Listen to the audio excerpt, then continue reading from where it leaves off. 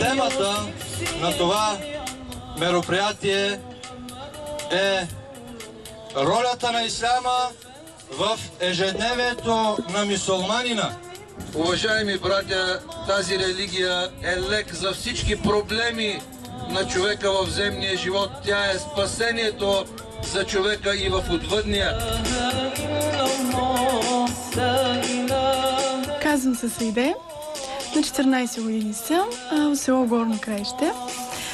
8 клас съм, уча в училище Пейо Крачолов Яворов. И сложих забратка на 15 юни, края на миналата учебна година.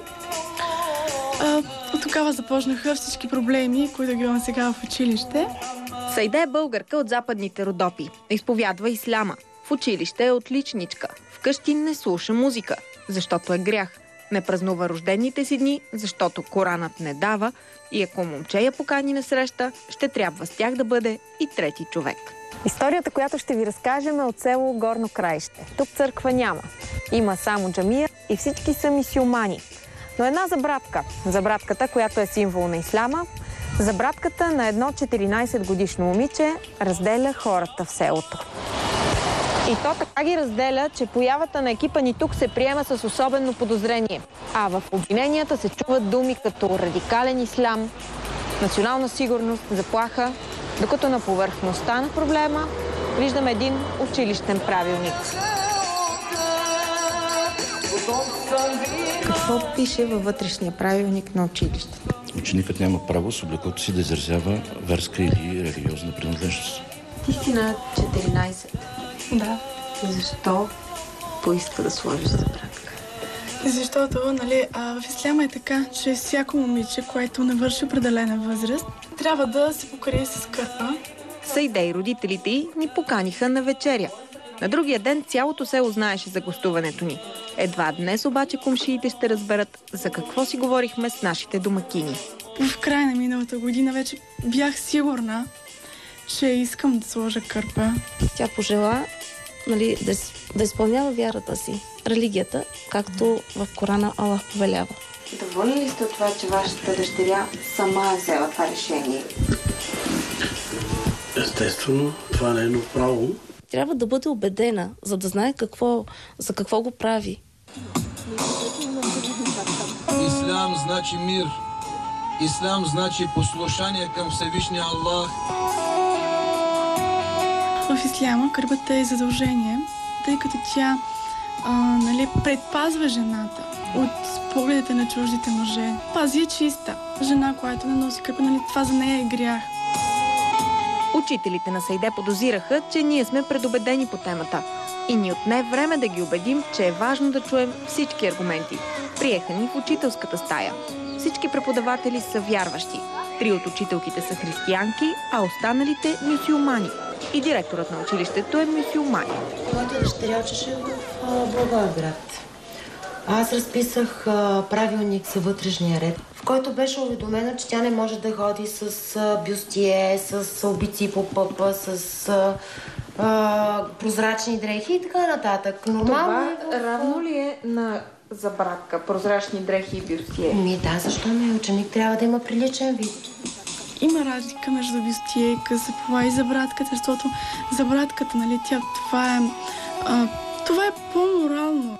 Съпоставена с пирсинга означава също, че не е в границите на нормалното. Мисля, че ако се бях разголила или бях се татуирала, или бях сложила обица, или дори да носих някакво оръжие в училище, като нож или нещо друго, мисля, че нямаше да се прави проблем. Или дори да пуших цигари, пак нямаше да се стигне до тук, до съд. В Конституцията пише, че всеки има право на свободно вероизповедание. Родителите на Сайде отстояват това нейно право пред Комисията за защита от дискриминация. Случвало ли се вие самата да използвате термина, че решението на Сайде и това, че тя е с забратка в училище, е все едно да ходи с оръжие на училище? В никакъв случай не е все едно да ходи. Това не отговаря и да не се допуска въпроса. Съставът на комисията обаче още е далеч от взимане на решение. Запознават се с фактите, а от комисията за закрила на детето ни изпратиха писмо, в което обясняват, че е направена проверка и всъщност жертва на дискриминация са другите деца в училището, защото Саиде се ползва с привилегията да демонстрира религията си. Живеем във време, в което много нормални неща се представят като ненормални. И много ненормални неща обществото ги приема за нормално нещо. Момичетата на твоята възраст не са го направили. Това означава ли, че твоите съученички не са толкова вярващи? Аз, не мога да ги съдя, защото не знам какво е в техните сърца, но не знам. Това е голяма отговорност и трябва някакси да си много готов, за да решиш това. Ти защо не се чувстваш готова?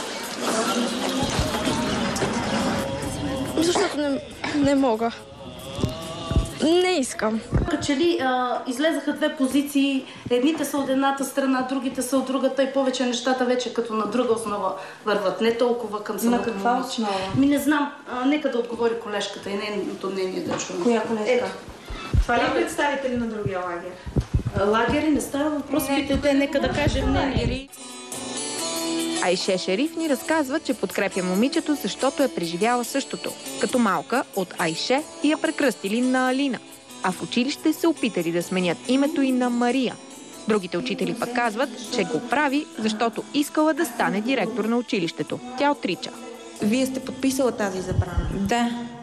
Обаче аз си мислех, че ще се направи компромис за това момиче. Вашите подписи също са там, нали? Така че сте запознати с този правил. Да, разбира се. А защо тогава го нарушавате? Конституцията, която ни позволява, дава ни правото, нали, на свободното вероизповедание. Мислим, че стои над всякакъв вид правилник.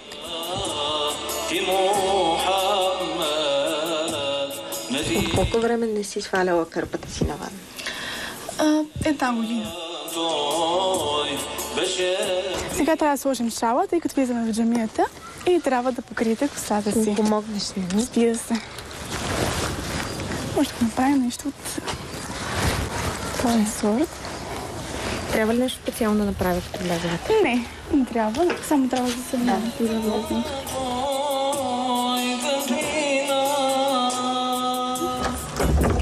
Май няма да можем без.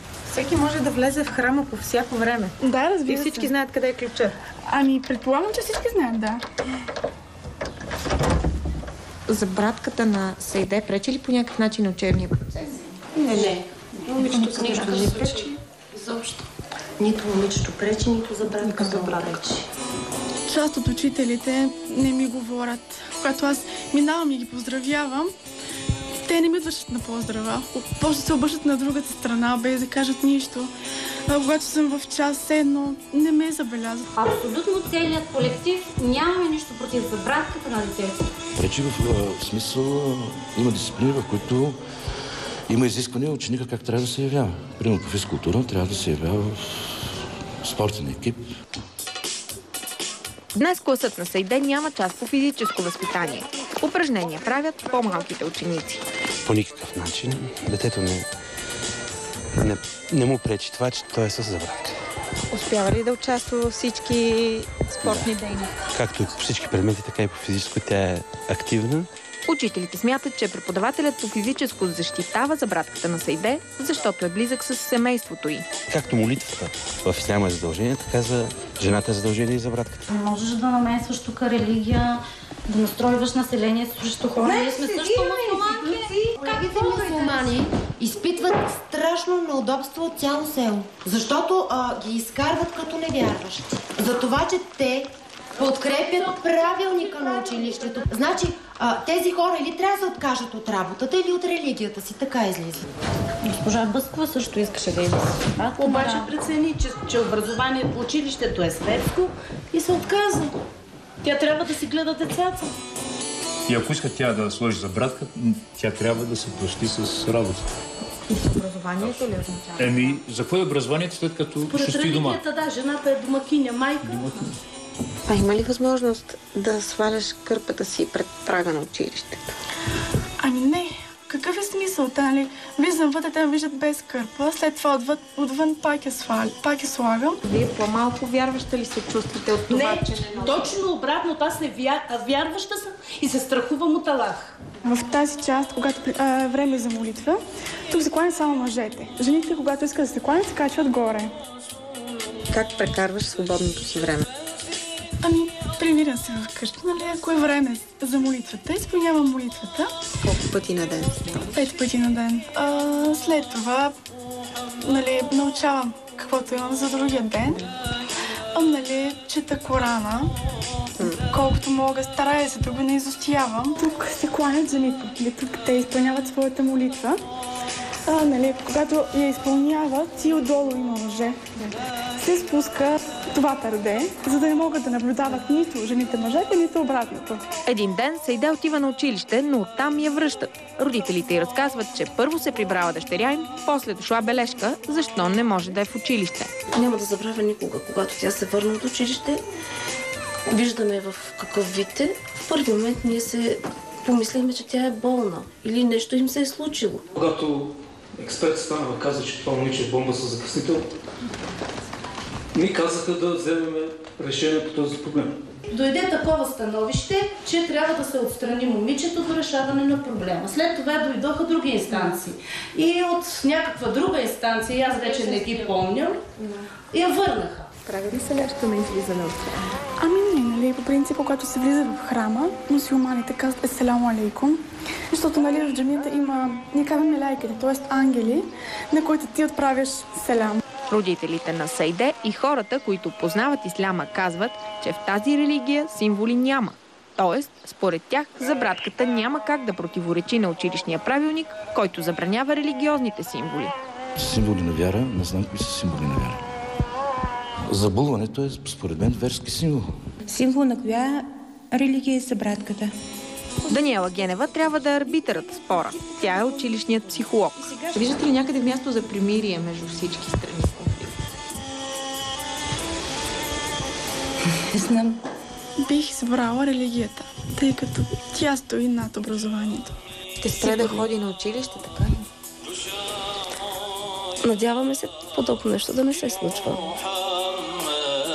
Да бъдем примера, заради който хората ще приемат религията. Има ли изискване към външния вид на учителите? Ами да, един учител не може да дойде с мини пола или с прозрачна дреха и да се изправи пред децата. А може ли да дойде с кръстче? Може и да не дойде. Случва ли се да връщате преподавател заради неподходящ външен? Не е имало такъв случай. Родителите могат ли да влизат с кърпи в училище? Значи, влизат в кърпи, има родители, които да. А обслужващия персонал? Значи, те обслужващия персонал също. Значи, родители с кърпи пускате, жени работят с кърпи, но ученичката не. Това е, което мога да коментирам. Довиждане. Саиде има още 2 сестри, по-малки от нея и брат. Двете по-малки момичета са пременени за сватбата на тяхната братовчетка. Според слуховете в селото, семейството получава пари от фондация, за да ходят забулени. Хората, които ни разказаха това, не искаха да го повторят пред камерата ни. Думи като радикален ислям ги свързват с вашето семейство. Чувала ли си това? Значи, лично на мен някой да ми го е казал не. Ние изпълняваме религията си, както е повелена в Корана. Плаща ли ви някой, за да ходите с братка? Това е абсурдно. Това е абсурдно. Единствено го правиме заради Аллах. Това не е вяра, това е продажба.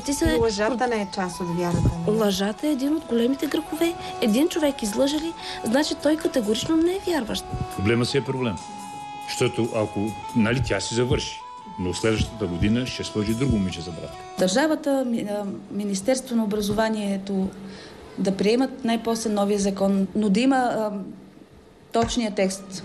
Дали наистина се забранява еди какво си или се разрешава, ние сме длъжни да спазваме законите. Знаете ли, много е важно да се подчертае, че е възможно да се направи компромис от страна на мюсюлманката по отношение на носене на забратката, ако единствено и само законите в страната го забраняват. Тогава оправданието ще бъде, че не живеем в демократична страна, а в някакъв вид диктатурно управление, което ще бъде извинение пред Бог за това, че ние не сме свободни да изповядаме своята религия.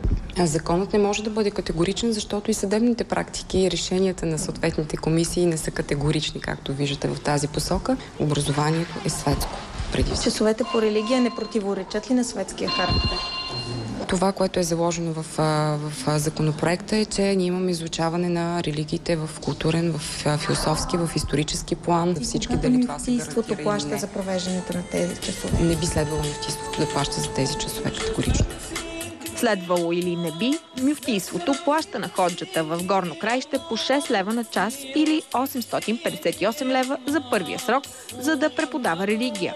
Ходжата Сабит Куджов не пожела да говори с нас, но директорът на училището ни увери, че практиката мюфтийството да плаща за учебните часове е съобразена с закона.